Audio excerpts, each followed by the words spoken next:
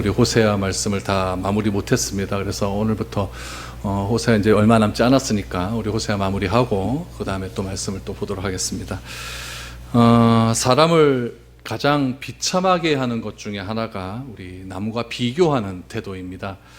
자신보다 못한 사람과 자꾸 비교를 하다 보면 현재의 모습이 조금 못하다 할지라도 저 사람도 저런데 라고 하면서 이렇게 만족을 할 수도 있습니다. 그러나 자신보다 월등하게 뛰어난 사람과 비교를 한다면 아무리 노력해도 자신은 부족하게 느낄 것이고, 그런 부족함으로 인하여서 원망과 불평에 휘말린 삶을 살게 됩니다. 하나님이 우리를 부르신 목적은 우리를 평가하기 위함도 아니었습니다. 나의 모습이 과거에 비해 얼마나 나아졌는지, 또 옆에 있는 사람과 비교해서 얼마나 나은지를 보시기 위해서 우리를 부르신 것이 아닙니다. 하나님께서 우리를 부르신 목적은 분명합니다. 하나님께서 나를 이 땅에 존재하게 하신 목적이 있는데 그 목적대로 얼마나 살고 있는가, 그것을 우리가 알아가는 것이 인생의 가장 큰 목표이고, 그것을 알아갈 때에 그 다음에 우리가 이 땅에서 살아가는 여러 가지 환경적인 문제를 우리가 해결할 수 있는 겁니다.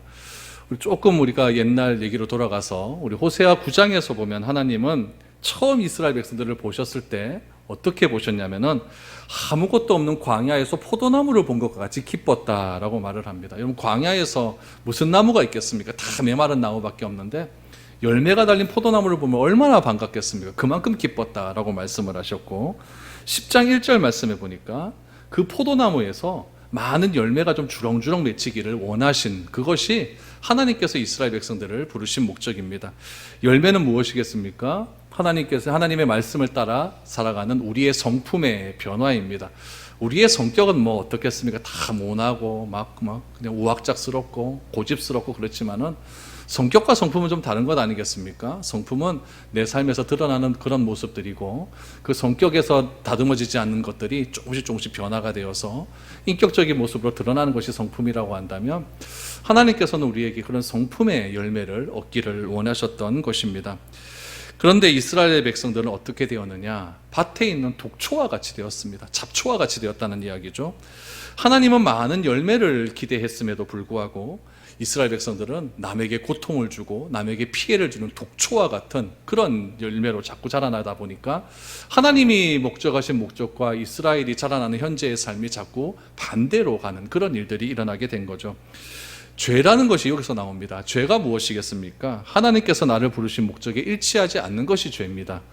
하나님께서 나를 광야에 있는 포도나무처럼 정말 존귀한 자로 여겨주셨습니다.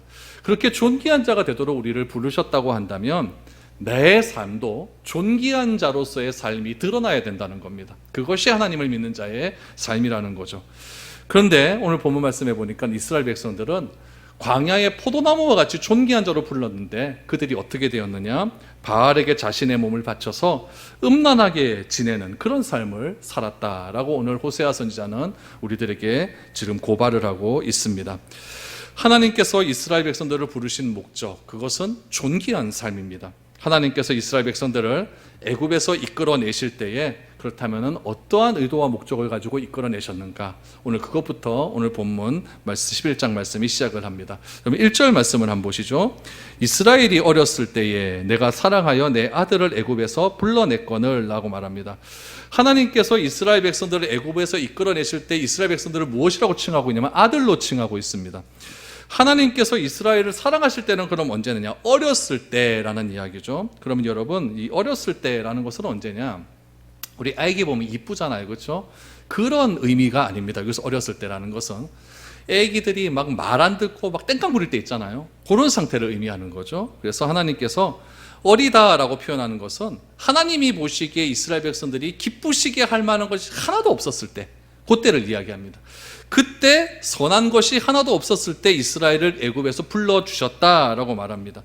하나님을 어떻게 기뻐하는지도 알지도 못했고 기쁜 것이 무엇인지도 모르는 아주 천박한 노예의 삶을 살고 있었을 때에 하나님께서 이스라엘 백성들을 아들로 여겨주셔서 사랑하여서 그들을 불러내셨습니다. 이것이 하나님께서 이스라엘 백성들을 향한 선한 의도였다라는 이야기죠. 그래서 하나님께서 특별히 아들로 불러주셨다. 이 아버지와 아들과의 관계를 여러분 깊이 좀 생각을 해 주셔야 됩니다. 우리나라에도 아버지와 아들과의 관계는 특별한 관계에 있겠지만 이스라엘 백성들도 아버지와 아들은 굉장히 특별한 의미를 가지고 있습니다. 아들은 아버지의 분신과도 같습니다. 그래서 아들은 보통 히브리 사회에서는 아버지가 하는 모든 일들을 다 물려받는 그런 일들이 많습니다. 그래서 아버지가 목수면 아들도 목수고, 아버지가 무슨 도자기를 만든 사람이면 아들도 도자기를 만드는 사람이고, 아버지가 포도농사를 지면 아들도 포도농사를 지은 그런 일들을 합니다. 그러면은 아들이 아버지가 포도농사를 지면 농부였다고 한다면 그 농사 짓는 법 누구한테 배우겠습니까? 아버지한테 배우는 거예요. 그러면은 아버지한테 배우는 농사법과 또 옆집에 사는 아저씨의 농사법은 또 다를 수 있잖아요. 그렇죠? 다를 수 있는데 이 아들은 아버지에게서 농사법을 배웠기 때문에 그 아들이 농사 짓는 것을 보면은 누구가 드러나요? 아버지가 드러날 수가 있다는 거죠. 그래서 이 히브리 사회는 이것이 굉장히 중요한 거죠. 아들을 보면 누가 보인다? 아버지가 보인다는 거예요. 하나님께서 이스라엘 백성들을 아들로 불러주셨다라고 하는 것은 이 아들을 통해서 누가 드러내나? 아버지신 하나님이 드러나야 되는 거예요. 그러면 아들의 무엇을 통해서 드러나야 될까요? 하나님께서 아들에게 보여주신 성품이 드러나야 되는 겁니다. 하나님의 인자하심, 하나님의 선하심, 하나님의 신실하심이 아들의 삶의 모습을 통해서 그대로 드러나는 것이 이스라엘의 목적이라는 거예요. 그것을 위해서 하나님께서 이스라엘 백성들이 어렸을 때에 애굽에서 아들로 불러내신 그 목적이다라는 이야기입니다. 그런데 이 이스라엘 백성들이 누구를 닮아가냐면은 아버지를 닮아가는 것이 아니라 옆집 아저씨를 닮아가는 겁니다. 옆집 아저씨가 누굽니까? 가나안 백성들이에요. 어떻게 닮아가느냐? 2절을 보십시오. 선지자들이 그들을 부를수록 그들은 점점 멀리하고 바알들에게 제사하며 아로새긴 우상 앞에서 분향하였느니라. 이런 하나님의 부르심이 있었는데, 아들의 부르심이 있었는데 이스라엘이 보인 반응은 무엇이냐면은 그들을 부를수록이었습니다. 그들을 부를수록. 누가 부릅니까? 선지자들이 불러요. 선지자들이 누구의 음성을 듣고 들었을까요? 하나님께서 선지자를 통하여서 이스라엘 백성들을 부르시는 겁니다. 내 아들아, 내 아들아. 옆집 아저씨 따라하지 말고 나를 따라해라. 이렇게 불렀음에도 불구하고 이스라엘 백성들은 아버지를 따라하는 것이 아니라 가나안의 아비들을 자꾸 따라하는 그런 삶을 살았다라는 이야기입니다. 그럼 하나님께서 왜 부르십니까? 아들이니까요. 내 아들이니까. 내 아들이니까 아들로 삼기 위해서 자꾸 부르신다는 거예요. 아들로 삼기 위해서 그들의 모든 죄를 용서하셨고, 아들로 삼기 위해서 애굽의 노예 생활에서 그들을 불러내어 주셨고, 그렇게 했음에도 불구하고 그들은 길을 쓰고 아버지를 자꾸 멀리하는 그런 태도를 보이게 되었다는 겁니다. 이스라엘 백성들은 하나님의 사람이 되기보다는 가나안 사람이 되기를 원했다는 겁니다. 그래서 하나님의 선지자들이 그들을 부를수록 그들은 하나님을 멀리하고 바알에게 제사하고 우상을 섬기는 일에 더욱더 열심을 내었다라는 이야기입니다. 그러면 여러분, 이 정도 되면은 어떻겠습니까? 진짜 아버지가 막 다혈질이고 이렇게 보면 내가 니를 호적에서 파버리겠다. 근데 보니까 호적에서 파는 게 그렇게 힘들다면서요. 하나님이 포기를 하지 않습니다. 끝까지 이스라엘을 붙들어요. 그래서 어떻게 붙들었는가를 한번 보시면은 3절 4절이 가만히 보시면 진짜 여러분들의 아버지와 똑같은 모습이 보여집니다. 3절을 보십시오. 그러나 내가 에브라임에게 걸음을 가르쳤고 내 팔로 안았음에도 내가 그들을 고치는 줄을 그들은 알지 못하였다다. 여러분, 하나님이 이스라엘을 말로 부른 것이 아니라 직접 걸음마를 가르쳤대요. 제가 이 3절을 보고 가만히 생각해 봤습니다. 우리 아버지는 나를 어떻게 걸음마를 가르쳤는가? 옛날 건 기억 안 나는데 조금 컸을 때는 기억이 나요. 어떻게 가르쳤냐면요, 아버지 발등 위에 제가 이렇게 올라가게 만듭니다. 그래서 손을 이렇게 잡아갖고 걸음마 걸음마 이런 거 다 했죠. 그렇죠? 그렇게 가르쳐요. 그렇게 가르치면서 아버지의 키가 크고 저는 어리니까요, 아버지의 요 배 정도의 내 시선이 딱 되죠. 그런데 아버지의 시선은 저 멀리를 보는 게 아니라 나를 봅니다. 이렇게 보면서 걸음마 걸음마 이렇게 가르치는 거예요. 하나님께서 이스라엘 백성들을 그렇게 가르쳤다는 거죠. 한 걸음 한 걸음. 시선이 이스라엘 백성에게 떠나지 않습니다. 하나님의 시선은 멀리 있지만은, 하나님의 그 꿈은 먼 곳에 있지만, 그래도 이스라엘 백성들이 아직 걸음마 단계고, 이스라엘 백성들이 아직 어렸고, 아직 선악간의 분별력이 없으니까 시선을 이스라엘 백성들에게 주면서 손을 꼭 잡고 걸음마 걸음마 그렇게 시킨다는 겁니다. 여러분, 걸음마를 가르치신다는 것, 여러분 3절에 내가 에브라임에게 걸음을 가르쳤고 또 내 팔을 안았다라고 하는 것은 하나님께서 그만큼 아들을 사랑하신다고 하는 표현 아닙니까? 이렇게 걷다가 잘못해서 아버지의 발등에 내가 턱 미끄러지기라고 한다면은 아버지가 잽싸게 안아줍니다. 못 넘어지게, 확 넘어지지 않게 잽싸게 안아줘서 절대로 넘어지지 않도록 그렇게 해주셨죠. 그게 뭐냐면 결국 하나님께서 아버지가 아들을 걸음마를 고쳐주는 그런 방법 아니겠습니까? 이게 군대 일에 가다 보면요, 제식 훈련을 하게 되는데, 제가 이게 걸음마 배울 때는 몰랐는데 학교 다니면서 제가 팔자걸음이었어요. 그래서 맨날 이렇게 다녔거든요. 요즘도 이렇게 다니는데 그러다 보니까 제식 훈련 때 죽어도 안 되는 거예요, 이게요. 일자걸음을 이렇게 걸어야 되는데 자꾸 이게 팔자가 되는 거죠, 팔자가 되다 보니까 이게 제식 훈련하다 자꾸 뒤로 빠져가서 팔굽혀펴기 막 하고 이제 그 기압을 받고 다시 이제 이렇게 하라 그러죠. 이렇게 하면 또 이렇게 돼요. 그런데 또 그 열안에 들어가면 또 안 되는 거예요. 하나님께서 이스라엘 백성을 그렇게 가르치신 거예요. 안 되면은 또 고치고, 안 되면 또 고치고, 때려서라도 고치고. 지금 3절에 그거 아닙니까? 왜 때리십니까? 그들을 고치기 위해서 때리는 거예요. 바른 걸음 가라고 그렇게 때리시는 거죠. 그래서 이스라엘 백성들에게 하나님께서는 걸음마 제대로부터 가르쳐가지고 기초부터 가르쳐서 진짜 바르게 가는 것이 무엇인지를 그렇게 알려주시는 겁니다. 그런데 자꾸 팔자걸음 걸으니까 요래해야 되잖아. 요래하면 그냥 되면 안 되니까 팔굽혀펴기도 하고 막 기합도 주는데, 이스라엘 백성들은 그것을 어떻게 느낍니까? 뭐 아버지가 저래, 뭐 아버지가 나에게 자꾸 이렇게 막 괴롭히기만 해, 이렇게 안다는 거죠. 이 다시 말하면 이게 성경 속 돌아오면 뭐냐면은 이스라엘 백성들의 걸음마를 가르치면서 때리시는 이유가 뭐냐면은 하나님께서 요구하시는 건 딱 한 가지입니다. 거룩입니다. 거룩하게 살라. 나는 거룩하니 너희도 거룩하라 라고 하는 그 말씀을 힘입어서 이스라엘 백성들이 좀 거룩하게 살기를 원하는데, 이스라엘 백성들의 머릿속에는 거룩의 개념이 없습니다. 개념이 없으니까 안 되는 거예요. 거룩이 얼마나 좋은 건지 몰라요.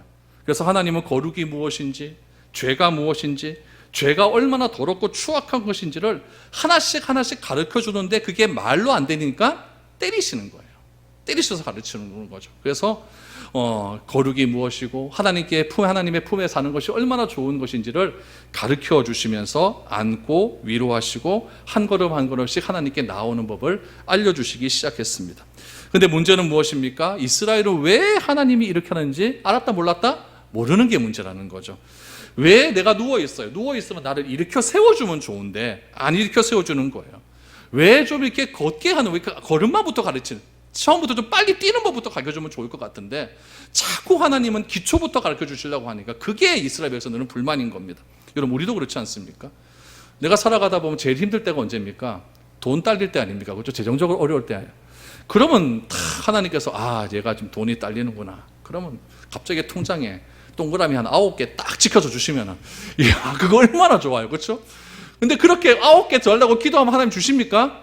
안 줘요. 기껏해야 5만 원 주고 10만 원 주고 도움도 안 되는 거 그렇게 줘요. 그러면서 상황은 전혀 진전되지도 않습니다. 하나님은 뭐라고 하셨어요? 아까 오전에 이스라엘에 이사야서에도 하나님은 오른편이다. 천지를 창조하셨다. 오른편으로 하늘을 세웠다.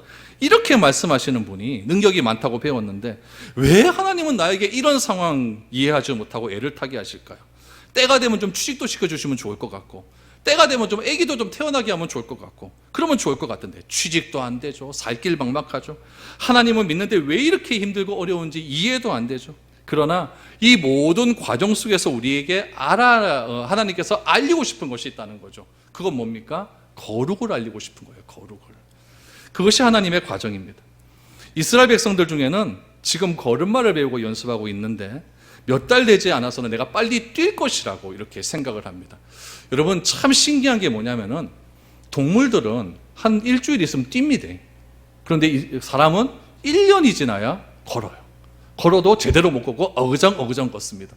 뛰기 시작하려고 하면 속도를 막 이래 지나야만 그렇게 뛸 수가 있는 거예요. 하나님께서는 인간을 창조하실 때 이렇게 부모의 도움을 받아야 한다는 것을 이렇게 알려주시기 위한 거죠. 부모의 도움을 받을 때 독립할 때가 언제입니까? 거의 20살, 요즘에는 27, 8 돼야 독립하지 않습니까? 그럴 때까지 부모님과의 도움을 받아서 그렇게 생활하는 것을 알려주기를 원하는 거예요.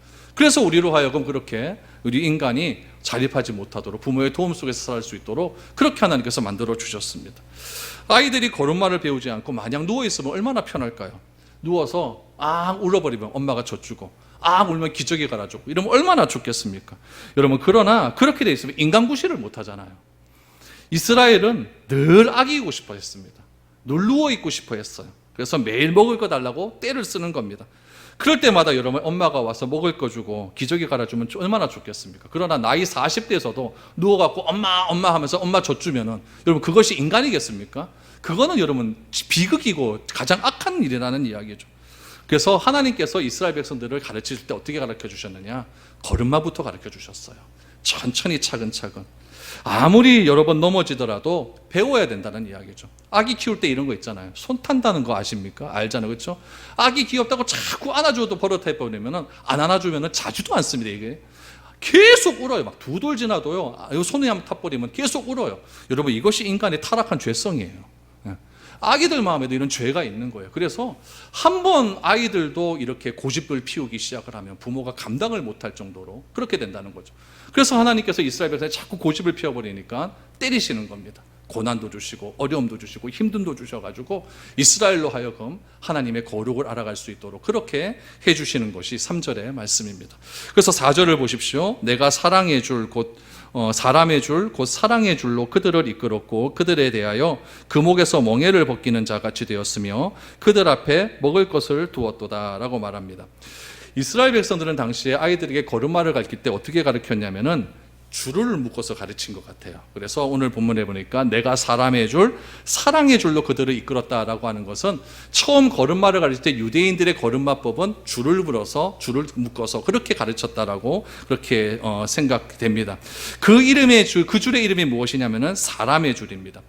사람의 줄의 특징은 무엇이냐면 아가의 손으로 줄을 잡기 위해서 당기는 거죠. 천천히 당기는 겁니다. 이렇게 당겨가지고 아기가 이렇게 따라올 수 있도록 그렇게 해주는 거였어요. 그런데 여러분 4절을 보십시오. 그들을 사랑의 줄로 그들을 이끌었고 그들에 대하여 그 목에서 멍에는 벗기는 자같이 되었으며 그들 앞에 먹을 것을 두었도다 라고 말합니다.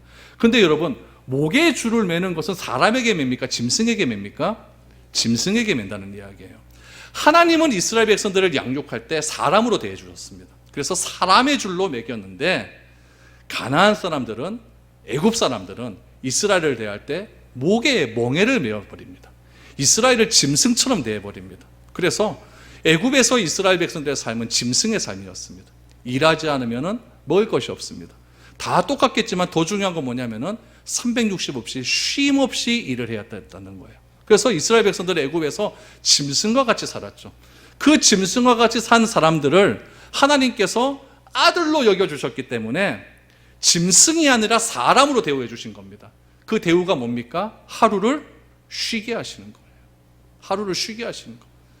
365일 계속해서 일하는 것이 아니라 하루를 쉼을 통해서 그 쉼을 통해서 진정한 하나님의 은혜를 배우라고 말씀을 해 주셨다는 이야기죠. 전에는 바로가 이스라엘 백성들을 목에 다 끈을 메어놓고 짐승같이 끌고 다녔지만 하나님은 그들의 목에 있는 멍에를 벗기고 손에 줄을 잡게 다니심을 통해서 그것이 사람의 줄, 사랑의 줄로 그들을 대했다라고 말씀을 해 주시는 겁니다. 그런데 이스라엘 백성들은 그것이 싫은 겁니다. 그래서 그렇게 원망하고 불평하고 기회만 있으면 하나님에게서 멀어지게 했다는 거예요. 특별히 여러분 4절을 하반절에 보니까 그들 앞에 먹을 것을 두었노라 라고 말을 합니다. 그들 앞에 먹을 것을 두었노라. 이것을 원문 그대로 해석하면 어떻게 해석이 되냐면요, 하나님이 그들에게 먹을 것을 떠먹여 주셨다라는 말로 해석이 됩니다. 그전에는 먹고 살기 위해서 몸부림을 쳐야 했지만 이제는 하나님께서 친히 먹을 것을 공급해 주신다는 이야기입니다. 그래서 그들의 삶을 간섭해 주시고 그들을 세심하게 주의 깊게 보호해 주셨다라고 하는 거죠. 그런데 이스라엘 백성들은 이런 하나님의 세심한 마음을 이해하지 못했습니다. 제가 이제 신학을 하기로 결정을 하고 제 생애에서 제일 어려울 때가 언제였냐면은 총신 다닐 때였습니다. 총신 다닐 때 왜 어려웠겠습니까? 돈이 없어서 어려웠습니다. 돈이 없어. 그래서 등록금 낼 때만 되면 굉장히 힘들었습니다. 힘들고 그래서 이거 누구의 도움을 받아야 되는데 기억나는 건 누구밖에 없습니까? 아버지잖아요, 그렇죠? 그래도 우리 아버지 목사님인데 그리고 아들이 목회한다 그러면 얼마나 좋습니까? 그렇죠? 내 같으면 그래 해주겠는데 아버지한테 갔죠. 그래서 아버지한테 가갖고 등록금이 없습니다. 아버지 좀 살기가 힘듭니다. 그러니까 돈 좀 도와주십시오. 이렇게 했어야 그럼 도와줘야지 아버지입니까? 안 도와주는 게 아버지입니까? 이 아버지가 안 도와주는 거예요. 안 도와줘요. 한 달에 많이도 아니에요. 좀만 더 도와주는데 안 도와주는 거죠. 그래서 제가 화가 너무너무 났습니다. 뭐 저런 아버지가 다 있노.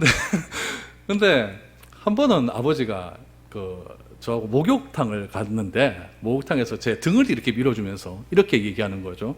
뭐라고 얘기하냐면 이제 오늘 내가 네 등 밀어주는 게 마지막이다 이러는 거예요. 이제 내가 늙어서 못 밀어주겠다는 거예요. 그러면서 하시는 말씀이 뭐냐면은 너는 예전에는 비닐하우스에 있는 것처럼 살았는데 이제는 내가 너를 어떻게 키우냐면은 이제 들에 핀 야생화처럼 그렇게 키우겠다라고 하면서 모든 재정적 지원을 끊어버리신 겁니다. 나는 처음에는 그게 무슨 의미인지 몰랐어요. 몰랐는데 나중에 총신 가고 나서 돈 어려울 때 돌라고 그러니까 그게 그런 의미였다는 거죠. 그래서 굉장히 아버지가 원망스러웠습니다. 원망스러웠는데 나중에 알고 보니까 그것이 아버지가 저를 하나님의 거룩으로 인도하시는 훈련 방법이었습니다. 목회자가 재정적인 부분에서 자유롭지 못하면은 목회를 못한다는 것을 아버지는 너무 잘 알고 있었던 것 같아요. 본인도 그걸 경험을 해보셨으니까. 그래서 이 아들이 아버지가 어렸을 때 해주는 거 다 그렇게 품속에서 자라고 그랬는데 목회를 한다고 하는데 이 재정적 어려움이 틀림없이 올 텐데 그때도 이 재정적 어려움을 스스로 헤쳐나가지 못하면은 이 아가 목사가 못 된다 이런 생각을 하신 거죠. 그래서 그걸 끊어버리신 거예요. 끊어버리셨는데 희한하게도 어떤 일이 있었냐면은 제가 2학년 2학기 때 학교에 잘릴 위기가 생겨서 퇴학당할 위기가 생겼어요. 그게 왜 그러냐면은 저희 집도 모르는데 등록금을 못 내서 그랬어요. 2차 경고까지 온 거죠. 그런데 그때 어떤 일이 추석날 고모집에 갔더니 고모가 돈을 이래 주시는데 거기에 제가 딱 모자랐던 돈에 10만 원 더 많게 주셨습니다. 그때 고모집이 폭삭 망했거든요. 망해가지고 뭐 아무것도 못하고 뭐 그럴 때였는데 그거 한 100만 원 마련하려고 한 2년을 모으셨나 봐요. 모으셔갖고 아버지 신학할 때도 돈 하면 못 대줬는데 내가 너 하면 대줄게 그러면서 그거를 주시는 거죠. 제가 그거 받고 막 펑펑 울었습니다. 막 울어가지고 내가 고모 내가 이 돈 꼭 갚을게요. 꼭 갚을게요. 아직까지 못 갚았습니다. 꼭 갚을게요. 그래서 그때 등록을 하고 졸업을 하게 되었습니다. 근데 그때 딱 드는 생각은 뭐였냐면은 하나님이 가장 절박한 순간에 맞게 주시는구나. 그러면서 돈에 대한 원망은 그때부터 좀 안 했던 것 같습니다. 처음에 우리 교회 올 때도 많이 힘들었죠. 많이 힘들고 그랬는데 주변에서 이렇게 자꾸 들어와 이렇게 들어오고 전에 있던 교회에서도 이렇게 좀 대주시고 뭐 이래가지고 그런 어떤 재정적 어려움의 위기들을 잘 넘어갈 수 있게 해주셨고 또 처음에 시작하셨던 우리 장로님이나 집사님들이 막 쑤셔주셨어요. 이렇게 쑤셔주시고 우리 장로님 같은 경우는 설마 굶어 죽게 하겠습니까? 뭐 굶어 죽을 때 되면 제가 쌀 한 풀에 넣어줄게요. 뭐 이런 말씀도 하시고 뭐 이런 것들이 저에게 너무나 큰 힘과 위로가 되어져서 이렇게 오늘까지 오게 된 것 같습니다. 제가 어렸을 때는 아버지의 마음을 이해를 못했죠. 이스라엘 백성들도 그랬던 것 같아요. 어렸을 때는 하나님의 마음을 이해를 못합니다. 하나님이 이렇게 하신 이유를 알지를 못하는 거죠. 저희 아버지는 제가 좀 돈에서 자유로운 목사가 되라고 그렇게 하셨고 하나님께서 이스라엘 백성들이 그렇게 하신 이유는 뭐냐면은 거룩을 알려주시기 위함이었습니다. 근데 이스라엘 백성들은 어려움도 없고 고통도 없이 편하게 잘 먹고 잘 사는 것, 그것이 이스라엘 백성들의 목적이었거든요. 이렇게 하나님의 목적과 이스라엘 목적이 다르다 보니까 이게 도무지 되지 않는 거예요. 그러니 사랑의 줄로 다니는 것도 싫고 사람의 줄로 다니는 것도 싫고 걸음마도 싫고 음식도 먹여주는 것도 싫고 그냥 왕창 달라는 겁니다. 일확천금이라는 거죠. 여러분 하나님께 일확천금 달라고 기도해 보십시오. 로또 1등 당첨 하나님 20억 평생 기도해 보십시오. 되는가? 안 됩니다. 그거는요. 안 돼요. 하나님 그렇게 들어주신 분이 아니에요. 하나님은 우리에게 때때로 어려움을 주십니다. 우리에게 하나님은 어떤 분이시고 또 하나님이 얼마나 나를 사랑하시고 얼마나 나에게 섬세한 관심을 가지고 있는지 그거 알려주시기 위해서 어려움 주시는 거예요. 지금 어려움 당하시는 분이 있습니까? 힘드신 분이 있습니까? 이런 하나님의 뜻을 이해할 수 있기를 소망합니다. 그래서 거룩이 어떤 것인지 알려주시고 유달리 어려운 과정을 통해서 이렇게 우리를 훈련시켜 가시는 것은 하나님이 창조하시고 하나님이 불러주신 그 목적에 우리를 좀 더 가깝게 가기 위해서 사랑의 줄로 사람의 줄로 우리를 끌고 있다는 사실을 꼭 기억했으면 좋겠습니다. 그것이 싫으면 아들이 될 수 없다라는 것을 우리에게 알려주시기 위함이죠. 1절 말씀 다시 한번 보십시오. 1절 말씀에 보니까 이스라엘이 어렸을 때 내가 사랑하여 내 아들을 애굽에서 불러내었거늘. 하나님께서 우리가 죄 중에 있었을 때 우리를 불러내어서 하나님의 자녀로 삼아 주셨습니다. 그 삼아 주심의 은혜로 십자가에 달려 돌아가게 하시고 그것을 내가 믿음으로 하나님의 구원자가 되게 하신 그 하나님의 크고 놀라운 사랑에 감사하시면서 끝까지 포기하지 않으시는 그 하나님의 사랑을 오늘 호세아 선지자의 말씀을 통해서 매일매일 배워나갈 수 있는 저와 여러분 될 수 있기를 축복드립니다.